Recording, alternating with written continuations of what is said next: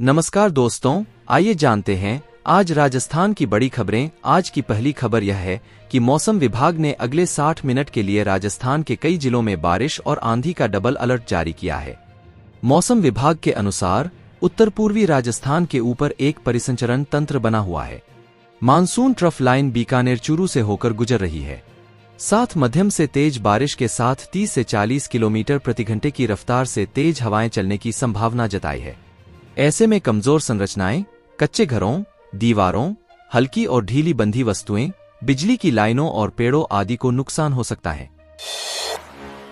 T20 विश्व cup में भारत की जीत के बाद क्रिकेट प्रेमी उत्साहित हैं। वहीं अब क्रिकेट में बीकानेर का एक उत्पाद क्रांतिकारी बदलाव लेकर आ रहा है। Engineering college of Bikaner (ECB) के विद्यार्थियों ने एक बॉलिंग मशीन तैयार की है जो कई वजहों से अपने आप में अनोखी है। दरअसल इस मशीन से न सिर्फ अधिकतम 120 किलोमीटर प्रति घंटे की रफ्तार से गेंद बाहर निकलेगी, बल्कि उस गेंद में कितना घुमाव होगा, उसकी गति कितनी होगी और कोण कैसा होगा, यह सारा कुछ मशीन के सॉफ्टवेयर में लोड होगा। इससे बल्लेबाज न सिर्फ गेंद से प्रैक्टिस कर पाएगा। नेशनल टेस्टिंग एजेंसी (NTA) ने स्नातकोत्तर चिकित्सा पाठ्यक्रमों में प्रवेश के लिए आयोजित की जाने वाली NET PG परीक्षा की तिथि घोषित कर दी है। एजेंसी ने परीक्षा की तिथि 11 अगस्त तय की है। एजेंसी की ओर से जारी एक विज्ञप्ति में कहा गया है कि यह 2 पालियों में आयोजित की जाएगी। 23 जून को होने वाली NET PG परीक्षा को UG परीक्षा के लिए लीक हुए पेपर सहित कथित अनियमितताओं को लेकर विवाद के बीच शुरू होने से कुछ घंटे पहले स्थगित कर दिया गया था। सुप्रीम कोर्ट, उच्च न्यायालय, राउज एवेन्यू कोर्ट और अन्य जिला न्यायालयों में वकालत कर रहे 157 वकीलों ने मुख्य न्यायाधीश DY चंद्रचूड़ को पत्र लिखा है। गुरुवार को लिखे गए इस पत्र में न्यायालयों में देखी जा रही अभूतपूर्व प्रथाओं के बारे में अपनी गहरी चिंता व्यक्त की गई है। सुप्रीम कोर्ट के वकील बलराज सिंह मलिक ने आरोप लगाते हुए लिखा है कि अदालतों में आरोपियों को जमानत नहीं दी जा रही है, जबकि ये उनका हक है। देश के लोग बड़ी उम्मीद और भरोसे के साथ अदालतों का रुख करते हैं। न्यायपालिका और कानूनी समुदाय को इसी भरोसे को कायम रखना चाहिए। इसी संदर्भ में वह अपनी चिंताओं को साझा करते हैं और उम्मीद करते हैं कि इसे जल्द ही दूर किया जाएगा। मेरठ के दौराला थाना क्षेत्र के चिरौड़ी गांव में गुरुवार को 2 जिंदगियां गुर्बत की भेंट चढ़ गई। बेटी का 11वीं में दाखिला नहीं करा पाने पर बेबस पिता ने मौत का रास्ता चुन लिया। उसने बेटी को जहरीला पदार्थ खिलाया, इसके बाद खुद भी जहर निगल लिया। हालत बिगड़ने पर पिता पुत्री को मोदीपुरम स्थित अस्पताल में भर्ती कराया गया, जहां उपचार के दौरान दोनों ने दम तोड़ दिया। इस हृदयविदारक घटना से क्षेत्र में मातम पसर गया। बताया जाता है कि खुशी अब 11वीं में दाखिला लेना चाहती थी, लेकिन पिता आर्थिक तंगी के चलते बेबस था।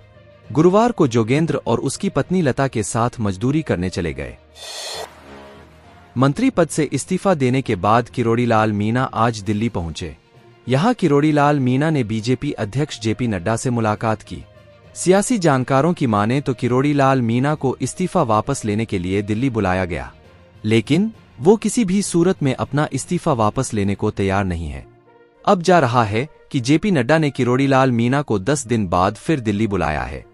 उन्होंने कहा कि JP नड्डा को भी इस्तीफे की कॉपी सौंप दी है। मुलाकात के दौरान मेरी JP नड्डा से कई बातें हुई। उन्होंने मुझे 10 दिन बाद फिर बुलाया है। मेरी किसी से कोई नाराजगी है। मैं कभी पार्टी की लाइन नहीं तोड़ूंगा और न ही कभी पार्टी के खिलाफ जाकर कोई काम किया है। मुझे संगठन और CM भजनलाल शर्मा से कोई शिकायत नहीं है। सभी का मुझे सहयोग मिलता रहा है। बस इतना ही है कि मैंने जनता के बीच बोला था, इसलिए मुझे इस्तीफा देना पड़ा। राजस्थान में पूर्ववर्ती सरकार की ओर से 19 नए जिले और 3 संभागों का गठन किया गया था, जिसे पूर्व CM अशोक गहलोत ने समय की जरूरत करार दिया था। उनका कहना था कि राजस्थान का क्षेत्रफल काफी बड़ा है, ऐसे में कई जगह लोगों को स्वास्थ्य और प्रशासनिक कामकाज के लिए जिले तक जाना पड़ता है, जिसके लिए बहुत लंबी दूरी तय करनी पड़ती है। मुख्यमंत्री भजनलाल शर्मा ने भारतीय प्रशासनिक सेवा के पूर्व अधिकारी ललित के पंवार की समिति के गठन को मंजूरी दी थी। यह उच्च स्तरीय विशेषज्ञ समिति डिप्टी CM प्रेमचंद बैरवा को रिपोर्ट सौंपेगी। हाल ही में समिति के संयोजक और उपमुख्यमंत्री प्रेमचंद बैरवा ने पंवार की अध्यक्षता में गठित कमेटी को 15 दिन के भीतर नए जिलों के गठन को लेकर की गई सिफारिशों की समीक्षा कर रिपोर्ट मांगी है। इससे पहले भजनलाल सरकार ने नए जिलों की समीक्षा के लिए उप मुख्यमंत्री प्रेमचंद बैरवा के नेतृत्व में एक उप समिति गठित की थी, जिसमें जन स्वास्थ्य अभियांत्रिकी मंत्री कन्हैयालाल चौधरी, राजस्व मंत्री हेमंत मीना शामिल है।